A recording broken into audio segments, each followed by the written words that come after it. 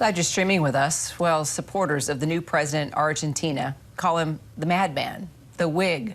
It's due to the floppy hair. He calls himself the lion and the anarcho-capitalist on the campaign trail. He has said that his 5 clone dogs are his 4-legged children, and his best strategist he called Pope Francis, a fellow Argentinian, a deeply Catholic country, a communist turd. Yeah, well, Javier Milei is his name, and he won. He won big. He won going away in the Argentinian presidential election. Really a landslide election, although Milei has suggested that people should be allowed to sell their own vital organs. He's a complete libertarian. Get rid of tuition-free public education, wants to replace the Argentinian peso with the U.S. dollar, end the peso, close the central bank. He's got a really ambitious agenda. The younger generation is his biggest supporter. So for more on this, let's bring in ABC News correspondent Matt Rivers. So, Matt, tell us about Javier Milei. He's been compared to Donald Trump and Jair Bolsonaro of Brazil, but he's got kind of his own style, but also just the radicalism of his proposals, radical libertarianism.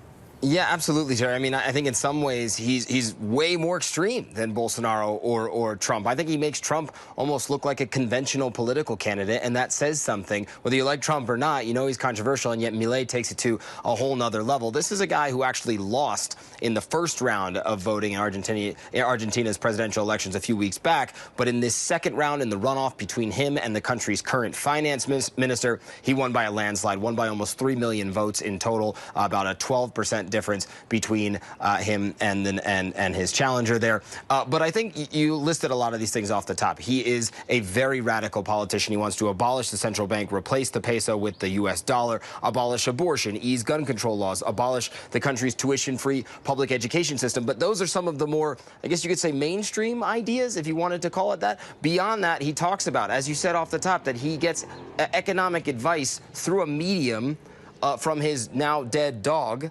He called fellow Argentinian, Pope Francis, a socialist SOB. He calls climate change a socialist lie. He wants to allow people to sell their organs. He is a very different sort of politician in every possible way, and yet he will take the presidency of Argentina in just a few weeks' time.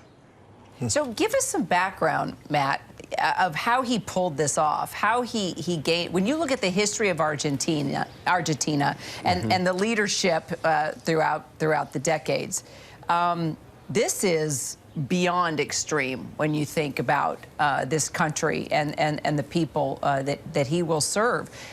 What happened?